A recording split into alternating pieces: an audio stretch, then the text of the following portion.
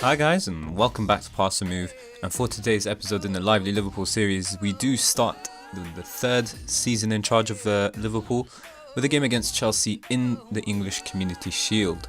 Of course, there are some fairly interesting opening fixtures against Manchester City and Tottenham, but given that nothing necessarily, is really on the line, I thought we could start the season with maybe an opportunity to win a trophy. I mean, I guess it is a bit of a friendly trophy, but it's better than nothing. And we didn't have the opportunity to win it before in the earlier stages of the series. So, of course, everyone's going to be wondering what on earth has happened since we last met. So, of course, it was the last game of the season, which we lost to Manchester United in the Champions League final. We managed to win the FA Cup last time around, but we lost the Champions League final to Manchester United. And so it's a bright new start, and hopefully we can start off with this trophy, because we didn't manage to end it with a trophy. Of course, everyone's wondering about transfers, and there's a fair few of them, so have a look. We've spent 180 million and we've sold 120 million worth of talent, so nothing too bad. Of course, there's the lesser things like the loans, nothing too major, just some youngsters going out on loan so that we can so they can improve basically. Daniel Sturridge to Arsenal, for 1 million, a bit of a strange fee considering that he was going to be available for free in July anyways. We was trying to set him loose, but Arsenal decided to try and sign him, so we gave him away. Managed to sell Mark Barter to Stoke for 40 million. I think that's a really good deal. I'm not too concerned about improving opposition size unless they're direct rivals. That's what I try and avoid.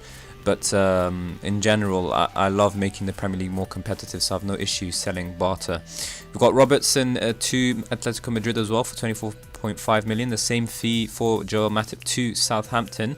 Managed to finally get rid of Loris Karius for 15.5 million and Marco as well to Leicester for 10.5. We've got a youngster sold to Leeds for 4.2 million. Never really likely to make it in the squad. 23 years of age, and I think if the scout report will show you, he was only ever going to become a good Premier League player, so I thought might as well cash out. Our coaches actually thought that he'd only ever be a decent Premier League player, so it just kind of made sense to move him on, and so we did so with a 4.2 million deal. In terms of the ins, I'm sure you're very interested. We managed to bring in Guilherme Arana, Kieran Tierney, for both of them for some really good fees in truth. Finally bought over Virgil van Dijk. It wasn't a deal that I was necessarily looking to complete, but he was a top centre-back, or is a top centre-back in the game, and so we bought him in for 55 million. He was the cheapest available centre-back who was of top quality. There were also the likes of that Barcelona player, I forgot his name, Umtiti, I think it was. He was also available, but of course, basically everyone was around 100 million, and Virgil van Dijk was more of a less costly deal with just as good quality for 55 million. We also got Ogozan from Besiktas. That's the deal that we'll talk about in length, just for 17 million. We also got invaded Corinthians again for Leo Santos for 15 million. We've got James Rodriguez from Real Madrid for 48 million. You'd argue that's probably the best of the bunch in terms of the transfers we've made. And we also got Giovanni Truppe. So a fair few players that you might not know and a few that you might have known. But just to give you an idea of what we're looking for in the squad. So we're still playing with that 4-2-3-1 asymmetric formation. But of course, as you guys know, I like to have 2 players per position. So in terms of the goalkeeping department, we've pretty much sorted every department right now as in terms of how I like it. We've got both our goalkeepers, Timo Horn being the first choice and a leading player for most Premier League sides. We've got Alban Lafont, who's a youngster potential. He's good enough for the Premier League, and so he can still improve. So that goalkeeping department is sorted. In terms of the right back, we've got Trent Alexander-Arnold and Giovanni Truppe, the new signing. He is Dutch, 21 years of age, a youngster with potential, and he's very much can suit into our side. There's a bit of an update in terms of the Premier League. There's no longer anything such as work permits. I mean, you still have to apply for one, but they don't get rejected and whatnot. The difference is because the UK have left Europe, there's just a new Premier League rule which is considered the maximum of 15 foreign players, and so we have 9 in the total squad. 9 out of 22 players is not a bad I suppose, ratio at all. But of course, a lot of these players have actually decided to take up their British nationalities just so that they don't have to be considered as foreign. But anyways, this is sorted out. So Trent is the new first choice, as we mentioned, better than Klein. He's considered the leading player for most Premier League sides, so we've given him the first team player role, and Giovanni Truppe brought in to become that new youngster with potential to Trent, even though both of them are of course young, but Trent's good enough to be a first teamer. Klein was always considered as a good player for most Premier League sides, so I thought better to move him on instead of keeping him on as a backup and bring in an actual youngster with potential who can exceed Klein's ability and compete with Trent on a more serious note. There's Conor Randall, of course, from one of the from our youth team, who's not really going to make it the squad. He's 23 years of age, so trying to get rid of him as well. I always like to buy my players first and then get rid of the excess ones. So we bought in Truppe first, and now we're trying to get rid of Klein, which will of course be a bit difficult considering his contract runs out in 2020 and no team is seriously considering buying him. In terms of centre-backs, we've got some new ones. So normally it was Wallace and Gomez who were first choice, but Gomez is the one who's exceeded Wallace's ability, become a first-team player at the age of 22. Wallace is a good player for most Premier League sides, not considered a leading one just yet, and so I thought if I have to buy a centre-back, I need to make sure it's top quality. So we're going to have a first choice of Gomez and Van Dijk. Van Dijk, a leading player for most Premier League sides, a central defender who can play on cover, and if need be, is comfortable as playing as a ball-playing defender too. We brought in Leo Santos, as we mentioned, a Premier League player, a ball-playing defender as well, a youngster with potential, and of course, as we always like to have a personality of positive personality. We don't like those neutral personalities like balanced or whatever. So yeah, Leo Santos is a resolute, and we have a lot of determined and ambitious players as well, so that suits us. So there you go, that's our new 4 centre-backs. Hopefully they can compete well with each other as well, and Virgil van Dijk can prove his worth. In terms of the left-back spot, we do have, like I mentioned, Arana and Tierney. Arana is actually one of the very few players in our squad who's considered to be a balanced player in terms of personality, but he is a top left back, and I'm surprised he hasn't won any Brazilian caps or been picked up by any other teams. I'm hoping that the team's overall personality can rub off on him and he can continue to be a top player. He's young, but he's ready for first team action, leading player, can't ask for more. And we've got the backup youngster Kieran Tierney, who will provide plenty of depth in that position. Alex Telles is the other left back who we're trying to get rid of, but unfortunately he's picked up a bit of an injury, so I'm not sure if we can manage to get rid of him before the transfer window shuts, which is now, of course, before the actual first game of the Premier League season. But Alex is only considered a good player for most Premier League sides. He's unhappy with his match time and whatnot, so might as well just get rid of him, which we're attempting to do, and there are a couple of teams who are interested. That's our left back spot sorted. In terms of centre midfield, we already talked about how it was already done and dusted last season. The likes of Jorginho, Henderson, Keita and Chan all providing plenty of depth and have no issues on that front at all. I'd love for Keita to be happy, but he still wants a new contract despite just signing last season, so I'm not going to give him that. Of course, it's a bit silly for him to ask. Oguzhan is actually one of those players who I'll get into in just a moment, but the left wing spot is Kent and Mane, as is last season, and the same goes with the right wing spots with Chamberlain and Salah. Plenty of depth, plenty of options. Kent, a youngster with potential who can become a leading player eventually, and Mane, of course, the first choice. The same goes with Salah, and Chamberlain's happy being a backup or rotational option to Mohamed Salah. In terms of attacking midfield, we've got Pablo and James Rodriguez. So like I mentioned, I like to buy my players first and then try and get rid of. So now we're trying to get rid of Lallana. He was a leading player for most Premier League sides. Now at the age of 31, he's susceptible to injuries. He's had a couple, so that's why he's declined. And so I'm trying to move him on. And hopefully, of course, his replacement, we would expect James Rodriguez to do a good job. Currently a leading player for most Premier League sides. And of course, the backup youngster potential is Pablo Fornals, who's considered a good player for most Premier League sides, and he should have the potential to be leading. In terms of the striker position, Lacazette and Origi, as expected, to continue. We've got Lacazette as a leading player and Origi playing the role of the youngster with potential.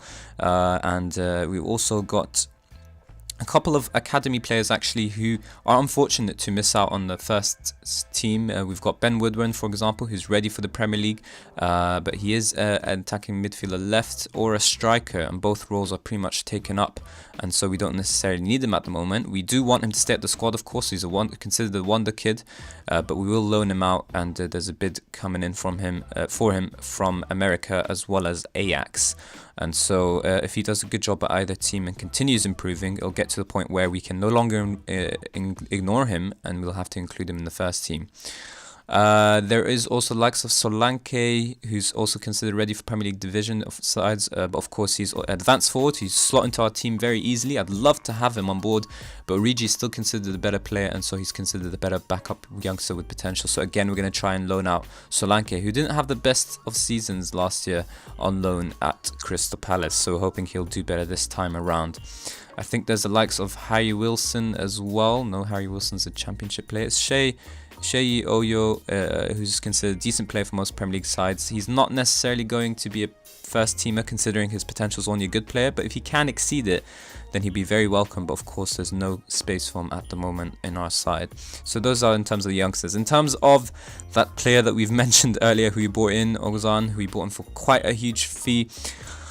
This is actually a mistake on my behalf and my staff. Actually, it's the worst signing that I've done in the game for quite some time. Actually, I was looking for an attacking midfielder, which he suits. He's very happy with the enganche role as well, got the attributes for it. He's a balanced personality, but I thought I'd just swallow my pride and go ahead and sign him anyways, because he seemed to be a top player. My scouts gave him the rating of a star player. He was in line with Isco. I thought that was very suspicious, but I thought, let me trust my scouts, and unfortunately they were wrong, and he's only considered a good player for most Premier League sides. I give him a chunk of money in terms of wages as well, 100k. Of course, I just bought him, so I can't sell him, so it's a bit of an issue. It's a mistake that I'm gonna have to deal with. Trying to send him out on loan, but no one's really interested, so unfortunately I've made a horrible mistake that I can't seem to backtrack from. So hoping to loan him out and then sell him in the winter, which would have been the ideal situation. Or possibly even next year, but yeah, he just doesn't have a space in our squad. We've got James Rodriguez, and so we don't need him at all, and that's kind of it. So that's our squad for the season. I think, if you ask me, much improved than last season's squads. Hopefully everyone can fulfill their potential, and I think overall we've got a relatively young squad. We can have a quick look at the team report as well. Comparison. Maybe facts, was it? Average age of squad 25 years of age, and the Premier League's average age is actually 27. So yeah, I think we're a little bit lower than in the rest of the squads, but I'm hoping, we've got very capable players. Some of them are youngsters, but they are ready for first team action, and so they walk into our side without any doubts. But in terms of the staff, because I did mention my scouts have disappointed me, we sorted out some of the staff and increased the numbers where possible. But in general, maybe what I should have done when I first joined Liverpool, because I like to do this normally with teams who can actually afford it. But yeah, we've got a ton of money in the bank, and so I should have actually just pretty much mutually terminated everyone's contract who I didn't want at the club. But I thought instead, let me just let them run their contracts out and then sign improvements. And so I've done that this season with a couple of positions, such as the under-23s assistant managers, a couple of scouts as well. But yeah, I think I'll just continue letting them running out their contracts and just signing replacements who are better. But my mistake in the first season was I should have pretty much terminated everyone's contract who I didn't like and brought in adequate replacements. But yeah, FFP, apparently we're going to fail, but I think this will sort itself out just like it did last season. They warned us, but it wasn't the case. And I think it's just a matter of getting rid of some of the wages that we have on board, who we're trying to sell anyways, so we should be okay, and it should sort itself out anyways. Of course, we've got 100 million to spend still after all the signings. We've got 256 in the bank, so we can definitely spend that without any worries. My main issue at Liverpool has actually been the wage budget, which is actually fairly high, but not as high as some of the other bigger clubs who are signing players left, right and centre and giving them 500k wages with no issues. If you want to have a quick look at the general Premier League transfer histories, if we have a look at the biggest fees, Manchester United actually, very disappointingly for ourselves, beat us to the signing of Isco from Madrid. So we managed to get James Rodriguez. I don't know what's going on in Madrid, because they're pretty much selling a ton of players here. I think it's maybe too much star quality players, and so they're arguing with each other and looking for game time. James Rodriguez is worth a lot more than the 48 million we actually spent on him, but he was transfer listed, and so I couldn't pass up on bringing him in for cheap. Isco was the ideal signing, but Manchester United beat him to us. I actually, to be honest, again, another kind of mistake in the transfer window, where I went for Isco. I gave them a better deal Real Madrid is in than Manchester United did here, which is, they have potential costs and whatnot. I gave them a better upfront deal, and then I went in first for Isco. I tried to sign him. I gave him the contract. Everything went smoothly, and then I saw the news that Manchester United bid for Isco as well. And I thought Madrid won't accept because it's a poorer, cheaper deal than ourselves. And I was waiting for the news to read whether Madrid will accept or not. And then if they did accept, I was going to go in and give Isco a better contract so that way we can secure him 100%. But apparently the game doesn't do that. I think they used to do it before, but I guess maybe I could have paid better attention or just given Isco a better contract once I saw Manchester United were in for him. But either way, our James Rodriguez is a very capable alternative to Isco, and so no real regrets in terms of signing the Spanish international. But yeah, some big signings, big signings. We've got Isco for Manchester United. They've also signed Higuain, so Mourinho's going full full football manager, basically just signing everyone and anyone.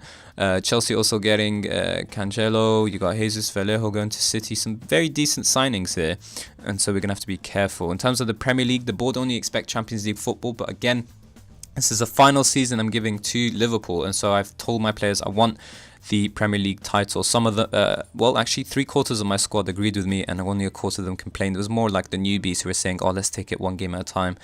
But the season preview puts us down in 4th place, and the board expect Champions League football anyways. They don't expect the title, but I'm going for it. If it doesn't happen this season, we're ending the series.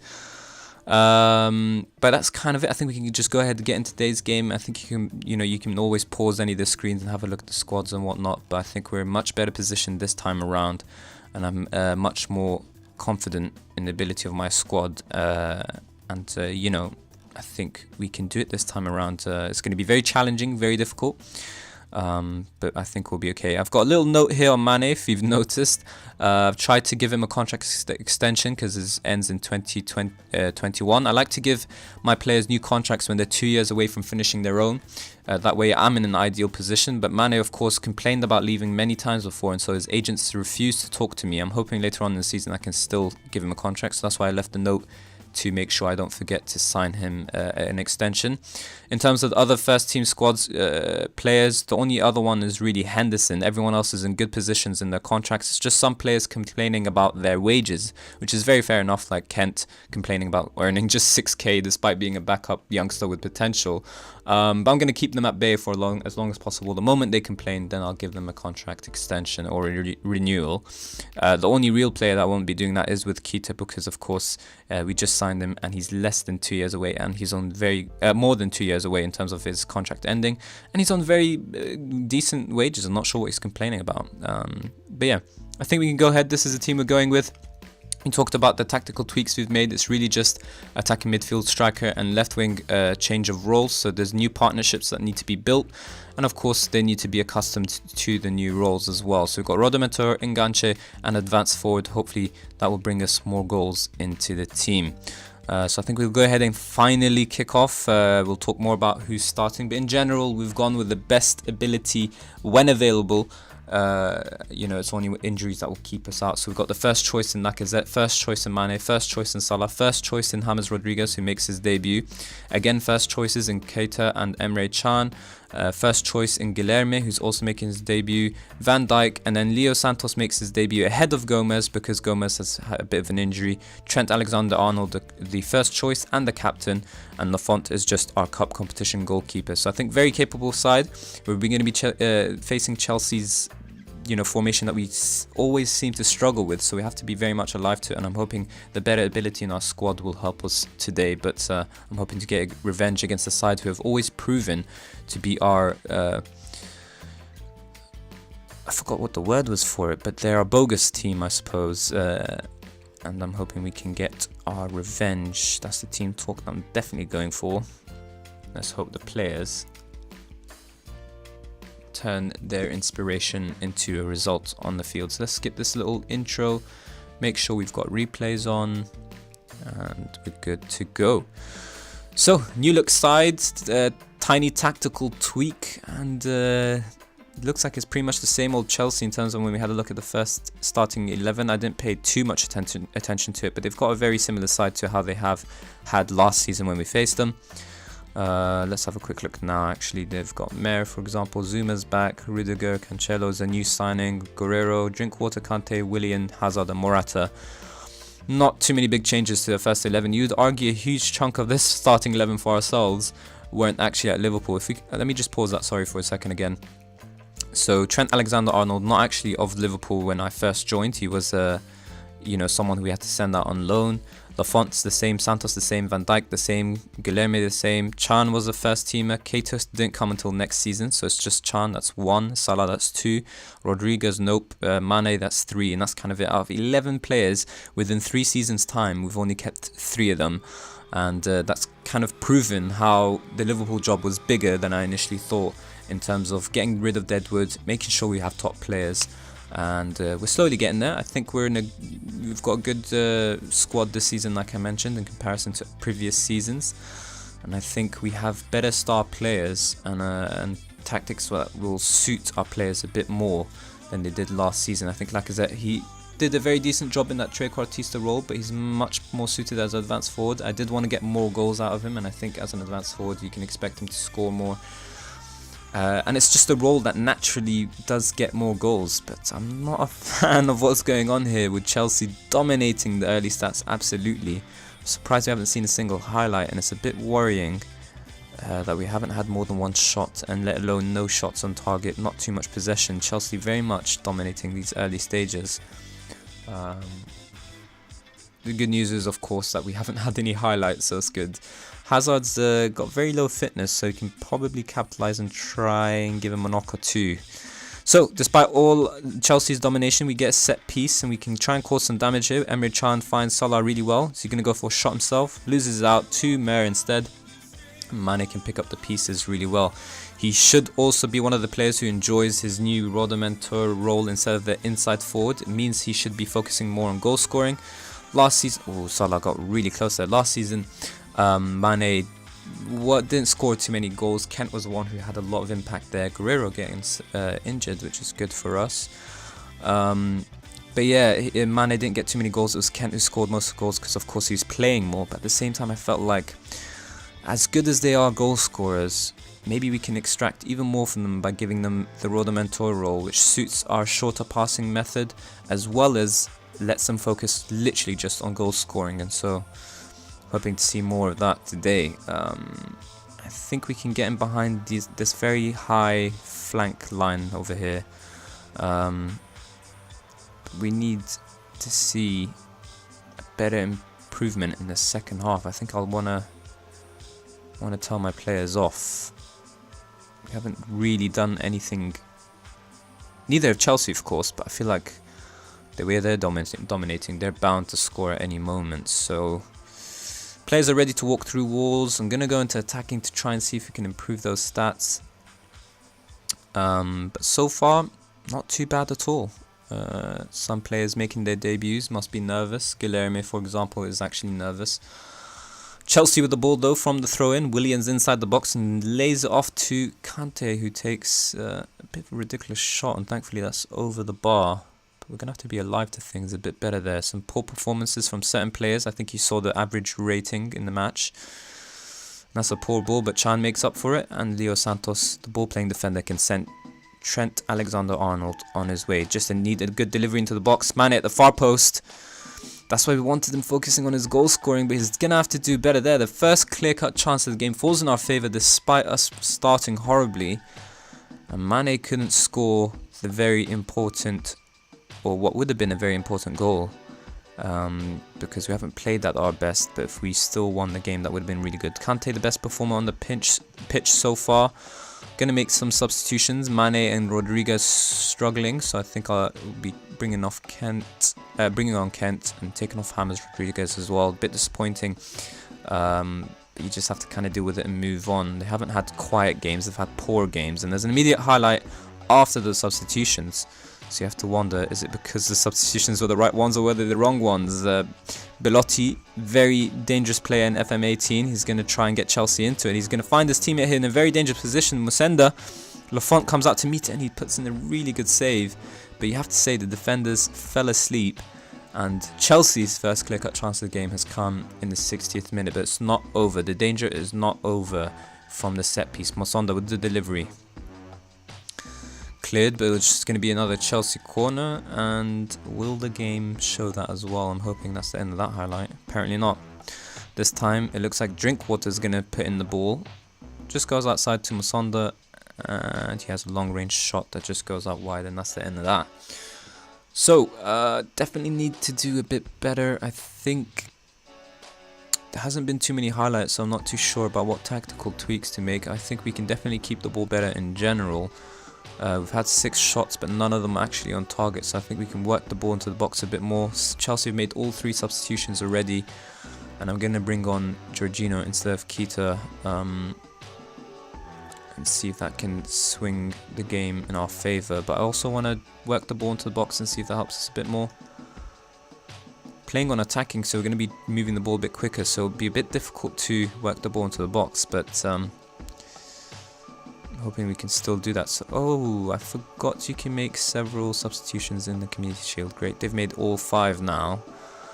Origi can come on for Lacazette a little bit later on. I think I'll save that for later, but maybe Tierney can come off for Guilherme, who's... You know what?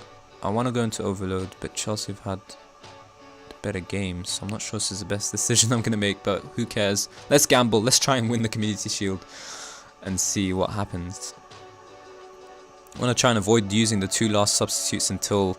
Alright, so Chelsea went into attacking, 2 attacking midfielders. I'm going to get this highlight here. Please tell me we catch them on the counter and they don't score from this corner. Alright. So they've also gone for it, so it's going to be very interesting, this Christmas tree formation they've gone for. They've gone full attacking. I think we can actually do better and hit them on the counter, but I just want to go toe-to-toe with them and see what happens. I'm not too concerned about losing this Community Shield, because obviously it's not the biggest trophy. It's a nice way to start the season, but just want to see whether we can match Chelsea going on overload. They've switched their formation, switched their players. They've given it their all, but we've held on defensively really well, and I'm quite impressed with some of it. Oh, it goes straight into penalties. I forgot. I would have made my substitutions otherwise. These Community Shield rules are so... They just catch you completely off guard. So we want Lacazette to take it first, Trent next, Jorginho after. We've got penalty takers, both Salah and Emre Can, with this equal amount of penalty taking, but Mo Salah less composure but more finishing. Can less finishing but more composure, so that's more important in the 5th. We've got Guilherme after.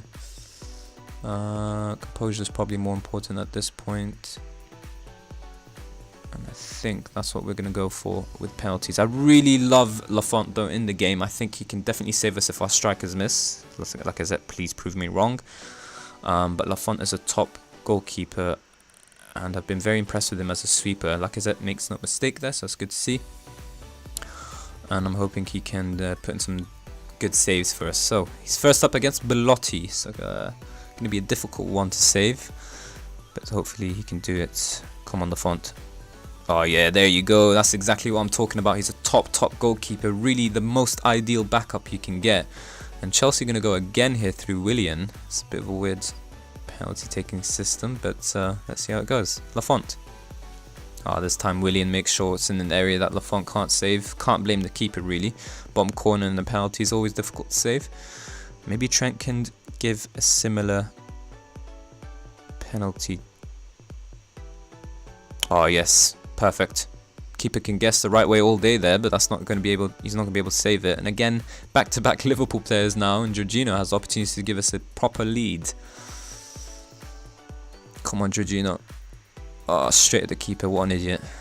Courtois barely has to move, and it's kind of leveled the field a bit.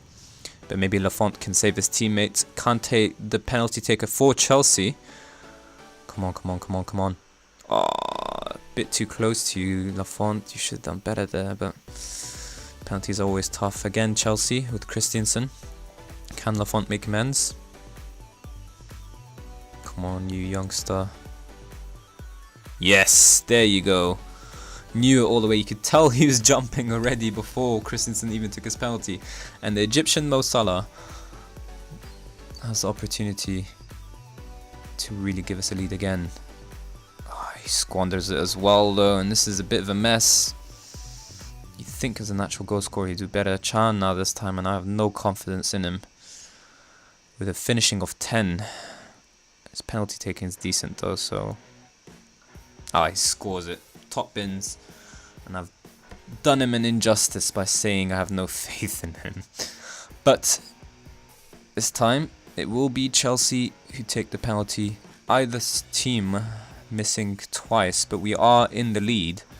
And I think if Lafont saves this, we go through. I'm not too sure. Because it looks like there's one more after this, but yeah, let's see how it goes. Palmer taking it for Chelsea. He has to score. Great, so this is going to go on a bit. I think if we score... Oh no. Wait, are you telling me if Chelsea score they go through? That's not right. No, that doesn't happen. Zuma though. Lafont can probably do a bit better there, but if he saved 2, I can't blame him. He's definitely been the better keeper than Courtois, but again, the advantage swings into Chelsea's favour, so I think at this stage it gets to the point where if you miss, it's kind of over, and we've got Guilherme who's taken it, and you don't want it to reach this stage, but unfortunately it has. And the new signing, who is nervous on his debut, has to take a penalty. That was really important. I forgot he was nervous, otherwise I wouldn't have let him take it at this stage. There you go, Chelsea have won it. That is probably the worst way to start your career at another club, but the poor guy can probably blame his teammates more than himself for failing, and Lafont has every right to be upset. Kante, of course, man of the match, no surprise. He's the most impressive player on the pitch the whole time. Leo Santos having the best performance for us in the central defence. That's really good to see. And Trent Alexander-Arnold, as expected. Can't be unhappy with the players. Penalties are a lottery, and we just move on from a Community Shield. So, a couple of days left to the transfer window. If you're asking me about ins, no real ins for me. Just about trying to get players off our wages, selling players, moving them on, getting them out of our first team because we don't want that mess. In terms of top teams who've come in for our players, Madrid or Zinedine Zidane's Real Madrid specifically have come in for Salah and Chan on separate occasions. PSG have also come in for Wallace. Managed to keep them all away temporarily. But you would think that before the transfer window's done, they'll probably come back in. I'm hoping to keep them away. We managed, Salah, Mane and Chan and even Wallace, all of them haven't been unhappy after I spoke to them and said, it's better for you to stay here where you're loved and all that. But yeah, who knows how long I can keep them at bay. They're always coming in for our top players. But anyways, so that was the fixture of August. The next time we'll be back is in September. The question is which match in September. We've got Watford down to about Arsenal here, and I think it makes most sense to show you the Arsenal game. Manchester City and Tottenham, very difficult way to open the season, but nothing's on the line just yet, and it'll be interesting to face Arsenal after they've bought Daniel Sturridge as well, so we'll see how they're performing. But anyways, that's kind of it for today's episode. If you did enjoy it, then of course please hit the like button and subscribe for more Daily Football Manager 2018 content. Of course, leave your thoughts in the comment section below as well. And as always, guys, thank you all very, very much for watching.